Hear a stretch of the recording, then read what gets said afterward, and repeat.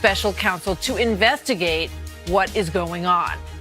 According to a statement just released moments ago by Congressman Gowdy, Goodlatte, and Nunes, quote, rather than clearing up prior FBI and DOJ actions, these recently produced documents cause us to further question the credibility and objectivity of certain officials at the FBI. Congressman Trey Gowdy and John Ratcliffe will be here in a moment with more on that. With the question that is seriously being considered now on Capitol Hill tonight, was there a fix at the FBI and the DOJ to not go after Hillary Clinton? That's the baseline question. Fox News Chief National Correspondent Ed Henry, live at the White House with the breaking news tonight. Hi, Ed.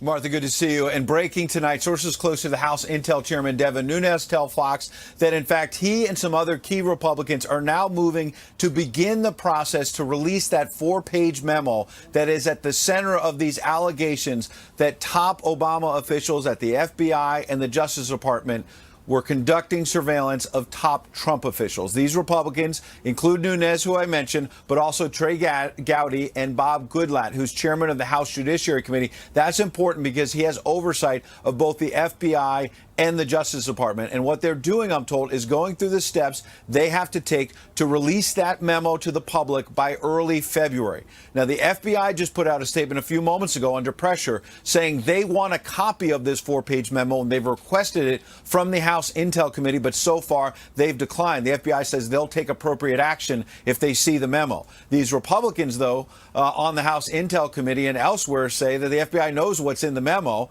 and they think that by releasing it, it'll put pressure on Attorney General Jeff Sessions to appoint a second special counsel beyond Robert Mueller to probe these allegations that during the campaign and the transition, Obama officials were basically spying on Trump officials. I'm told Nunes and the other Republicans involved were compelled to act because they're angry about learning this weekend the FBI is claiming it did not retain text messages between Peter Strzok and Lisa Page from December 14th of 2016 to May 17th of 2017. That's an amazing coincidence, since that covers a good chunk of the presidential transition, the early days of the Trump administration, but also because May 17th happens to be the day that Deputy Attorney General Rod Rosenstein appointed Mueller to take over the Russia probe. Now, the Attorney General just put out a statement warning, quote, "We will leave no stone unturned to confirm with certainty why these text messages are not now available to be produced. We'll use every technology available to determine whether the missing messages are recovered from another source." Republicans upset because this is reviving those suspicions about emails wiped from Hillary Clinton's server, on top of the fact that some of the new text messages between Strzok and Page may cause trouble for former FBI Director James Comey. Watch. You were the official in charge. Did you wipe the server? What, like with a cloth or something? I don't know. You know how it works digitally. Did you try to wipe the whole server? I don't know how it works digitally at all. I have not coordinated this statement or reviewed it in any way with the Department of Justice or any other part of the government. They do not know what I'm about to say. Now, Comey was testifying there under oath that then Attorney General Loretta Lynch and other top officials did not know in advance he was not going to suggest criminal charges in the Clinton probe, even though these new text messages suggest between Strzok and Page that, in fact, Lynch knew that charges were not coming. Meanwhile, Sessions tonight is saying that the Justice Department Inspector General Michael Horowitz is probing what happened to these text messages, and there are rumblings on Capitol Hill tonight that the Inspector General at the Justice Department may have already gotten those text messages before they disappeared. So we may see them soon, and there could be some real trouble for the FBI. Martha? Ed, thank you very much. My next two guests are the only two House Judiciary members who have seen the new texts between Strzok and Page. Congressman Trey Gowdy and Congressman John Ratcliffe join me now. Gentlemen, thank you very much for being here tonight. Martha, good to be with you. Ed Henry, good to have you with us. Ed Henry laid out a lot of the breaking news this evening and the memo that you put out. I want to go back a little bit, though, because with regard to Lisa Page and the fact that she says in these text messages, and let's put up what she said. And she's referring to the fact that Loretta Lynch has said at this point that she is going to step aside, that no politically appointed official is going to make judgment on the Hillary Clinton situation. She's going to let the FBI do it. And that's how we know that Comey came forward and made his announcement. And she says, well, you know, about that, she said this. It's a real profile in courage since she knows no charges will be brought. And here's an exchange with James Comey and Congressman Ratcliffe. Let's watch this. Director, did you make the decision not to recommend criminal charges relating to classified information before or after Hillary Clinton was interviewed by the FBI on July the 2nd? After. All I can do is tell you again, the decision was made after that because I didn't know what was going to happen in that interview. Congressman Ratcliffe, what's your thought on that exchange now that you've seen these text messages? Well, I don't think that former Director Comey could have been more clear that the decision wasn't made until after that July 2nd interview, and that's the way that it should have been. But as you just said, those text messages that we saw earlier today indicate that Lisa Page, Peter Strzok, and Loretta Lynch all apparently knew on the 1st of July that Hillary Clinton wasn't going to be charged. That's inconsistent with what the director said. So he needs to be given the opportunity to come back and clarify his testimony under oath. Yeah, so Congressman Gowdy, will he be given the opportunity to do that, especially given the piece that Ed Henry also just included on July 5th, where he said no one knows the conclusion that I came to until now? Yeah, you have to talk to Jim Comey if you're looking into decisions made by the Department of Justice and the FBI in 2016. He's frankly shown no reluctance to come testify before Congress, primarily if it's in a public session. At some point, we're going to have to talk to him again, not so much about Russia and his removal from office, but about the decisions he made in 2016. It's really clear to me that the decision was made in May of 2016, 2 months before the press conference. So, of course, Loretta Lynch knew it wasn't going to be charged. Everyone except the public knew that she was not going to be charged. Congressman Gowdy, with regard to these new texts and the idea that there could be a special counsel, a second special counsel requested to look into this, how are you pursuing that? Well, these texts are incredibly important, Martha, for a number of reasons, both what's there and what's not there. So lay aside this glaring 5-month gap in text that the world's premier law enforcement agency somehow missed. Lay that aside. What we have seen, what Johnny and I saw today, was a text about not keeping text. We saw more manifest bias against President Trump all the way through the election into the transition. And I saw an interesting text that Director Comey was going to update the President of the United States about an investigation. I don't know if it was the Hillary Clinton investigation, because remember that had been reopened in the fall of 2016, or whether it was the Trump investigation. I just find it interesting that the head of the FBI was going to update the President of the United States, who at that point would have been President Obama. Yeah, who by the way, had said on the record, let's roll the President Obama soundbite from his interview with Fox News Sunday about this. Watch. She would never intentionally put America in any kind of jeopardy. I continue to believe that she has not jeopardized America's national security.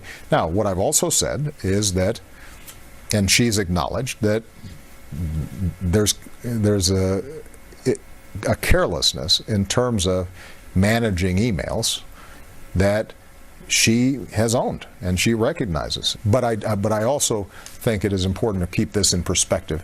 It's interesting to me, Congressman Ratcliffe, that at the beginning of that he uses the word intent, because that's the word that was used by James Comey, that there was no intent to allow this classified information to go into places that it shouldn't have been. Your thoughts on that? Well, it does make you wonder. Again, it's a strange coincidence. Just as you know, it's possible that these text messages that are missing, perhaps they really were lost. Perhaps it is another strange coincidence. The problem, Martha, is for former prosecutors like Chairman Gowdy and myself that worked at the department and worked with the FBI, it makes it harder and harder for us to explain away one really strange coincidence after another. Look, the point, I think, with respect to the issue of bias that Chairman Gowdy mentioned before, we knew that Strzok and Page had an intense anti-Trump bias. And that's okay so long as they check it at the door and do their job. But we learned today in the thousands of text messages that we reviewed that perhaps they may not have done that. There's certainly a factual basis to question whether or not they acted on that bias. We know about this insurance policy that was referenced in trying to prevent Donald Trump from becoming president. We learned today about information that in the immediate aftermath of his election, that there may have been a secret society of folks within within the Department of Justice and the FBI to include Page and Strzok that would be working against him. I'm not saying that actually happened, but when folks speak in those terms, they need to come forward to explain the context with which they use those terms. Congressman Gowdy, do you want to expound on the secret society idea? Sure, I wish I could. I wish I'd been the one who either sent that text or received it. You have this insurance policy in the spring of 2016, and then the day after the election, the day after what they really didn't want to have happen, there's a text exchange between these two FBI agents, these two supposed to be objective, fact-centric FBI agents saying perhaps this is the first meeting of the secret society. So, of course, I'm going to want to know what secret society are you talking about, because you're supposed to be investigating objectively the person who just won the Electoral College. So, yeah, I'm going to want to know. Congressman Gowdy, you know, in terms of that glitch of the missing text messages, those months, are you going to subpoena the phone companies to get those text messages? You know, Martha, Congress is not really easy access to these text messages, and it may be law enforcement. Let me ask either one of you this last very quick question. The 4-page memo of the FISA abuses that it details, will there be a criminal referral made to DOJ with regard to that? I don't know that Johnny and I, either one, are into referring cases to you know, we used to work there. We're not there anymore. I'm going to let them sort out the criminality. It's not my job to make criminal referrals. It is my job to provide oversight. All right, gentlemen, thank you very much. Good to see you both tonight. Thanks, yes, Martha. ma'am. Thank you. So this is not the first time that crucial evidence has, as some would say, conveniently disappeared at times. Watch this.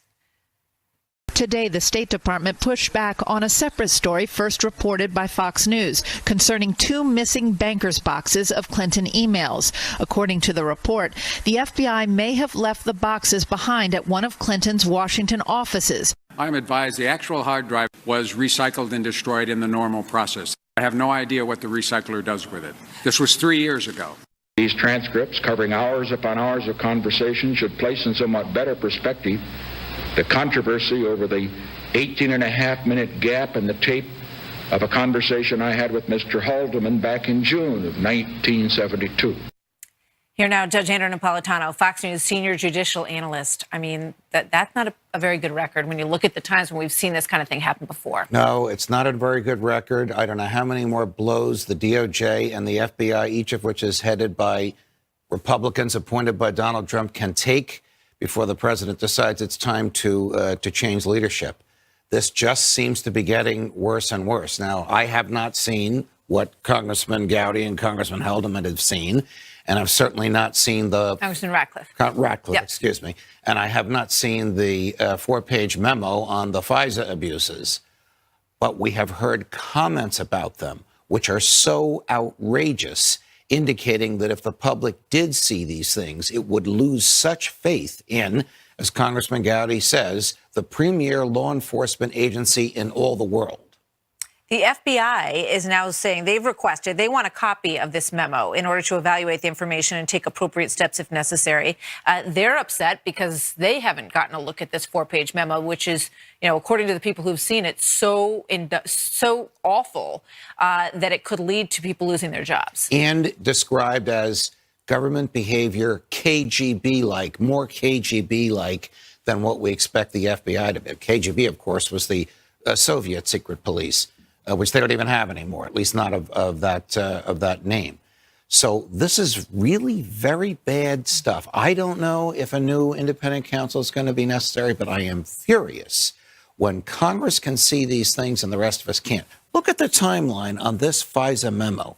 Republicans in the House Intelligence Committee knew of this and sat on it, while Congress is voting to expand FISA authorities. Shouldn't Congress have been told about these abuses, which were known and testified to, so they could be informed about it before they decided to give the NSA more authority? And it makes you wonder about the 2 tweets from President Trump, because he was saying, you know, that he didn't think that the FISA approval should go through based on some of these abuses. And then the next one, he had to sort of, you know, do a cleanup on aisle 7 because, you know, that wasn't necessarily the policy of the White House in the larger sense at that point. Right. So we don't know if the president knew about this. We do know that 12 members of Congress knew about it. We know that all 520 other members of Congress did not know about it, and they all voted either yes or no to expand the power of the NSA to examine what Americans are saying in their texts, emails, and phone calls. I mean, it may be that, the egregious events that happened, according to this 4-page memo, is isolated to certain individuals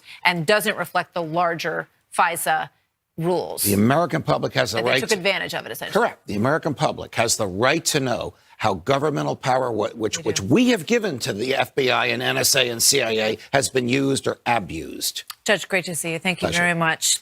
So the government is back in business, but is this really a win for the American people, or could you consider it a win for illegal immigrants? Folks who didn't have a vote in the first place have wielded an enormous amount of power in this discussion.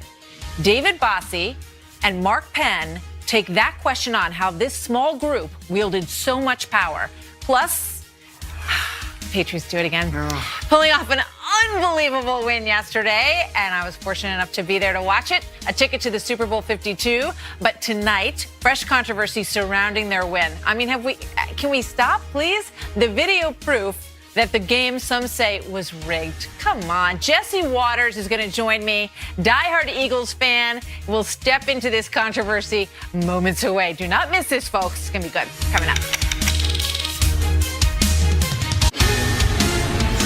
So in case you were worried, the government is back in business. Within the last hour, the House approved a Senate bill to fund the government through February 8th, and then we get to go through this fun again.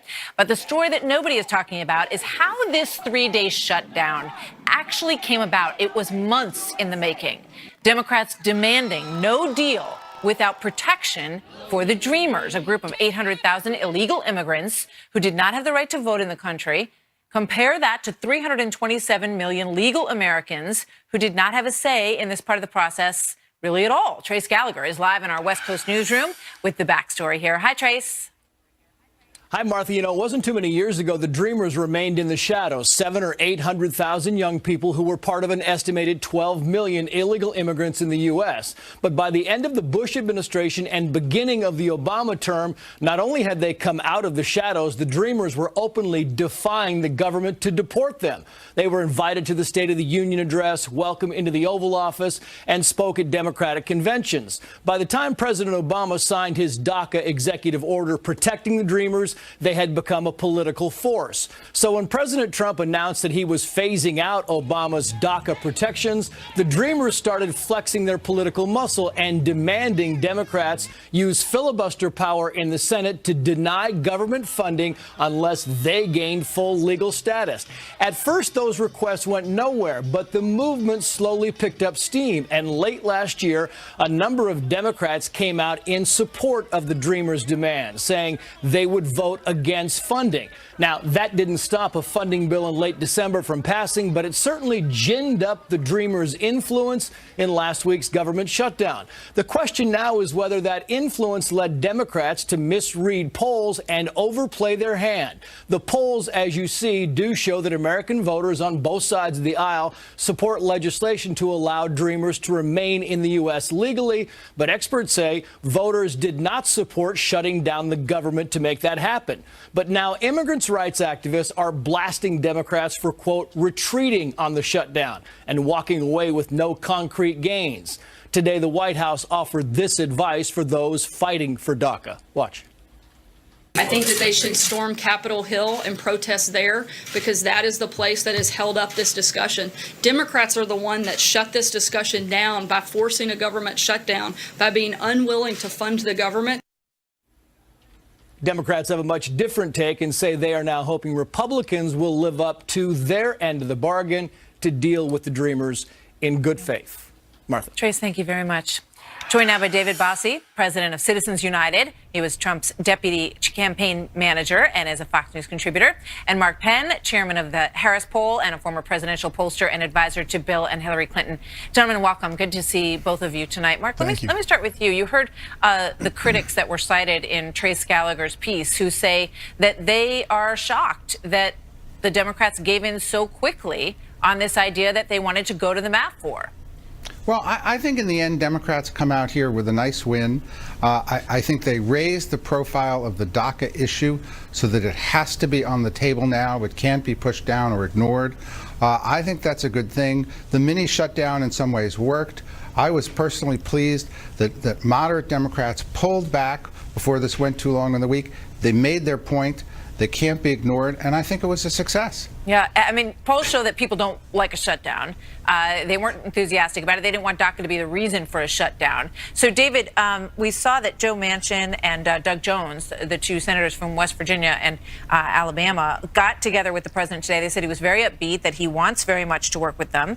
And he has said himself that he wants to find a path for the DACA recipients. Well, look, we just have to go back a couple of weeks. When the president had that bipartisan group in the White House, he said, send me a deal. And that deal was in the form of the Goodlatte bill in the House of Representatives. They already have an outstanding bill that the president supports that gives us border security, the things that voters want, right? The build the wall, get rid of the chain migration, get rid of the ridiculous lottery system, but give those dreamers, give the DACA recipients an opportunity to stay here with legal status. And that's called a compromise. That's what the president supports. And that's why this is so ridiculous. These Democrat leaders use these folks as a political pawn to try to score political points against the president. And the American people don't like a shutdown. And I think they overplayed their hand. Mark. Well, look, I think they played their hand just right. I think had this gone on, it would have been a real problem for Democrats, but it didn't. Look, 77% in our polls support relief for DACA recipients, but it's also true that most people don't like the lottery, most people don't like chain migration, and most people really want to have strengthened borders. More security on the border, which is where the deal shouldn't be made here. All right, but most people want Americans first, not putting illegals, people who are here illegally, ahead of them. I think that was a very strong argument in all of this, especially when it comes to the military. I got a minute left. I want to put this poll up. This is a CNN poll. It shows that the Democratic advantage in the coming 2018 races has narrowed 49% to 44%. The same poll last month showed Democrats ahead by 18%. What's your take on that, Mark? Well, look, I think the biggest change is that people, in my poll 2 months ago, they opposed 2-to-1 the tax bill. Now they're 1-to-1. I think the economy has been surging. I think those two factors probably are the reasons that you see that kind of closing. David.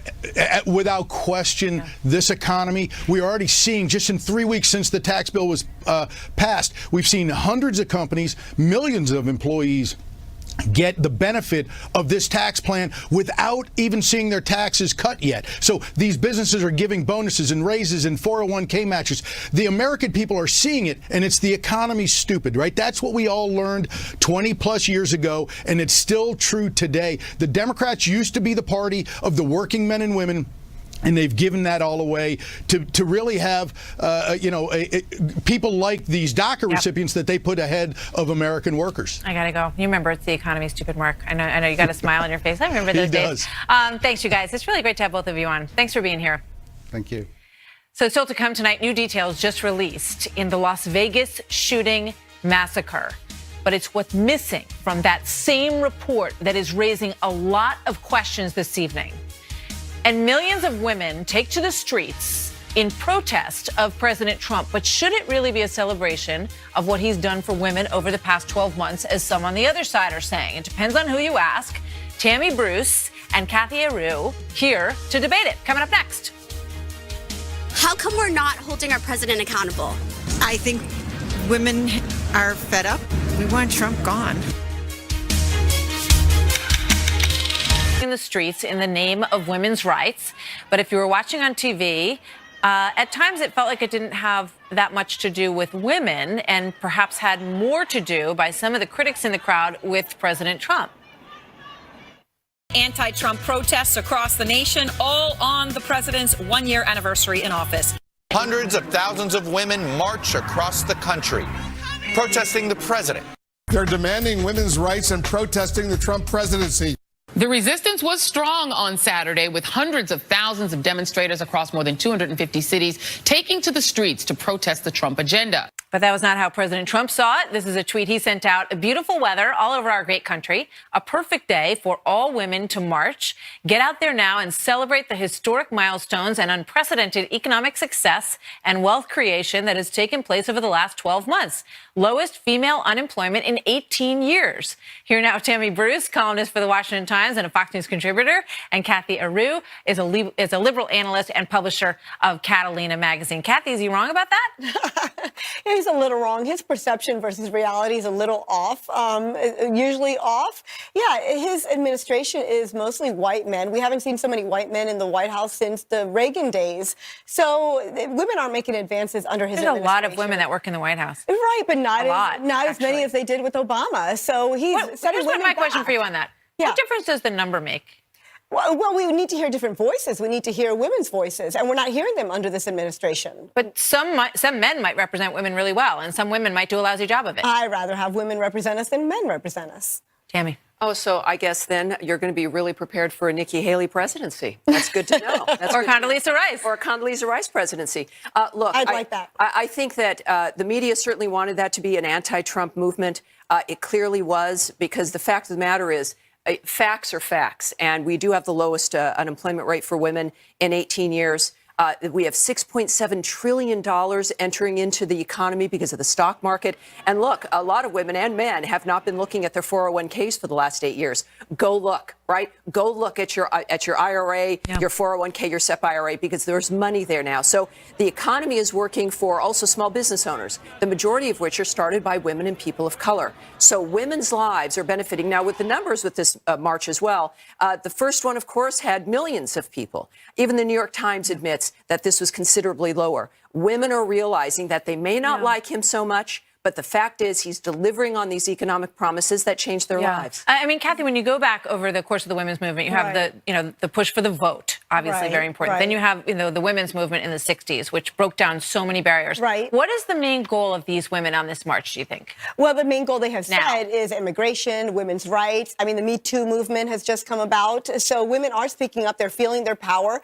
And really, Trump really inherited a wonderful administration from Obama. So a wonderful economy. So thanks to Obama, things are looking up. Trump really hasn't done anything but the tax reform. And I mean, that's very debatable, as you know. But I do want to ask you something else before we get too deep into that. In terms of pro-life women and conservative women, they feel very alienated by this movement, that they're not welcomed. Why are they not welcomed? Well, they have their march, and the president does support their march, so I don't see why they feel alienated. Well, I don't think any of us think segregation in this country is worthwhile. We fought there was a civil rights movement and a civil war to end the segregation. Well, Trump is all for segregation.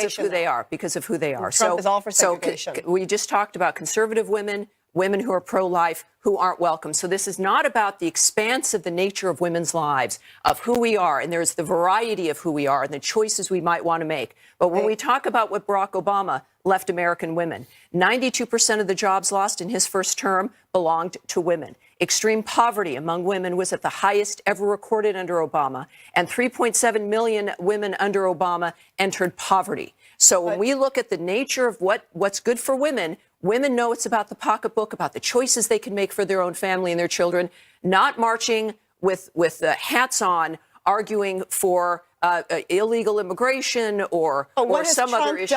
What has Trump done for those women? But you look at your pay. Everyone should look at their paychecks next month. Look at your 401k. Your husband, your brother, yourselves, your children now have a job other than delivering pizza. Oh, really? These jobs that are being created are not part-time jobs. They're real professional jobs coming back. No thanks to Trump. No thanks to Trump. I don't think he has anything to do with that. So I guess it's the leprechauns then that are running the nation. It's Obama's leftovers. Thanks, you leprechauns. Thank you, ladies. Great to see you both. Thank you. So the Patriots' ticket to Super Bowl 52 is, of course, already being questioned, as some claim that this video of a ref saying, hey, nice job, proves that Tom Brady cheated. And brand new details just released tonight in the Las Vegas shooting. So many questions remain. But what is missing from this new report is raising a ton of new questions about who is not letting this information out. Bob Massey here with what the people of Las Vegas want to know.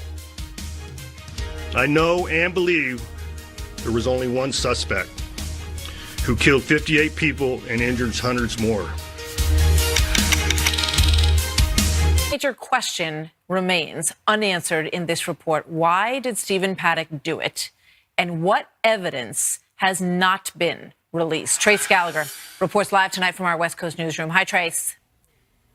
Hi, Martha. Investigators still don't know why Stephen Paddock did it, but they are now convinced that he did it alone. They say after conducting hundreds of interviews and scanning thousands of hours of surveillance video, there is no evidence at all that Paddock conspired with anyone. Though Las Vegas Metro Police did release a bit of a bombshell by acknowledging that as part of the ongoing investigation, potential charges against someone else are now pending. As for the context on another possible suspect, police will only say it involves the FBI.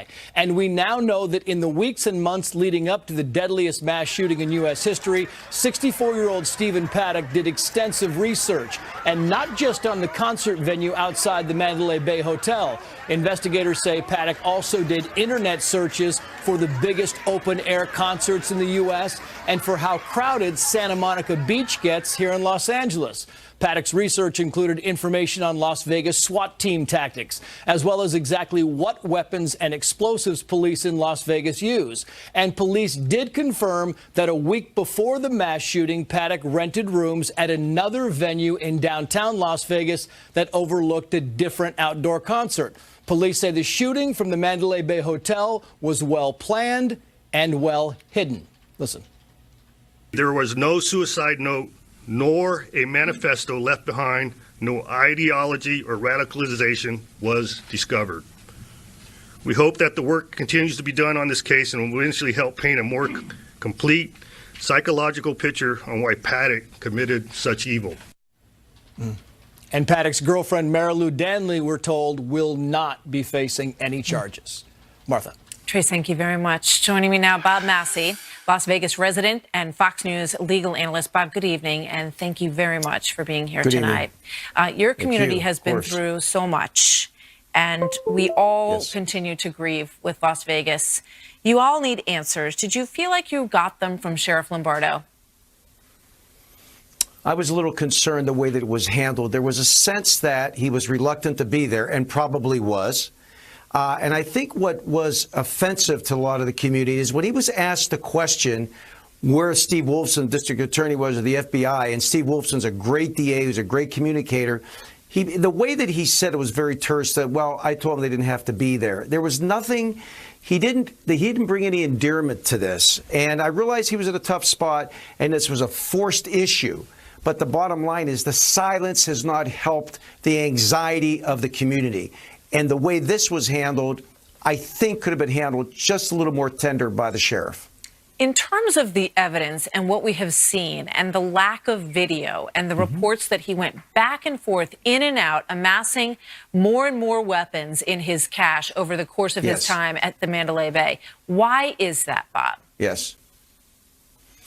Well, a couple of things. When you read some of the timeline, he went between Las Vegas and Mesquite almost every day, including the day of the shooting. Now, Mesquite from Nevada is 77 miles north, small town. The amount of suitcases this guy brought up to the room, the fact that he got in through the service elevator. If you talk to some of the people there, and I have, they have said that many times that people who are VIPs that gamble get up through the service elevators. Well, we already know from the civil side of this litigation is going to happen. That's going to be something that they will concentrate on very much. But the fact that you could bring this many suitcases with one guy in the room, the room that he was in was under his girlfriend's name. He requested certain things and what time he gets food to be delivered, how he deadbolted the doors.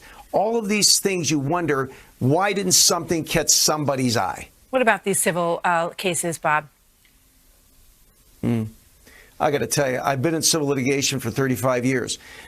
First of all, I think there's an unspoken word here, Martha, that the MGM may be controlling the editorial on this. I don't have personal knowledge of that. I love the MGM and the people they employ and the men and women that work there in executive positions. I get it. But you and I are lawyers. We know, number one, this report was vetted very closely We also know that the MGM's involved in major litigation. From a civil perspective, some of the information, even in this report, is very helpful to the civil litigation because of the things you're bringing up tonight. How did this happen without somebody's eye? If you remember when Mr. Wynn was on several months ago, and he talked about their policy at the Wynn, and how service elevators aren't used, and how they do not disturb sign after 12 hours, somebody knocks on the door.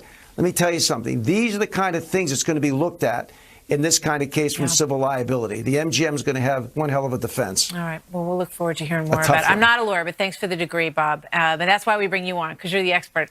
Good to see you tonight. New England's AFC victory was rigged, of course, because they have no other defense, right? Some argue that the Pats received the fewest penalties in a playoff game in years. Well, yes, that's a fact. This video allegedly showing one of the referees. Well, no, he did. He pats him on the back. He goes, hey, Tom Brady, greatest of all time. Nice job. Jesse Waters, co-host of The Five and host of Waters World, has entered my world now, which is Patriots World. Oh, no. You're an Eagles fan. I am. You grew up in Philadelphia. I grew up in New Jersey, but I'm a Patriots fan. I'm sorry to hear that. I know how to take the grief. How did you become a Patriots fan growing up in New Jersey? Because part of my family hails from Massachusetts, and we go to Massachusetts in the summer. Plus, here's the other reason. You're just not a front runner? It has always ticked me off that the New York Jets and the New York Giants live in New Jersey, play in New Jersey, practice in New Jersey, and diss New Jersey by calling themselves New York teams. I don't like that. Well, you're very smart, because if you had a choice between being a Pats fan and a Jets fan, I think you made the right decision. I was a Jets fan as a kid, but they're my fallback team, never Giants. And I rooted for the Patriots against the Giants. You have a fallback in 2 Super Bowls when they lost. I don't have a fallback team. I just like the Eagles. No, I'm a Patriots fan. If someday the Jets ever revive, maybe I'll take another look at them. Yeah, I'm not waiting for that. Listen, so are you among these who think that the game was rigged?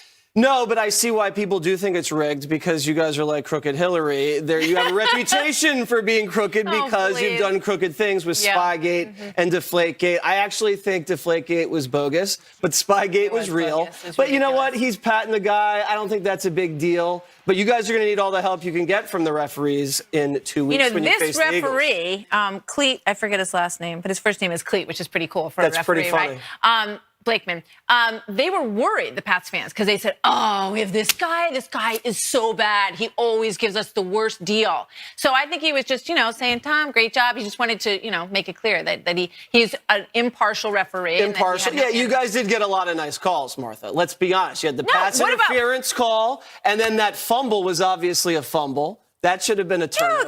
No. You guys got lucky with the refs. Dion fell. The ball fell out of his hand. Pats fans were like, no, he had it. It went against them. That went against them, and everybody accepted it.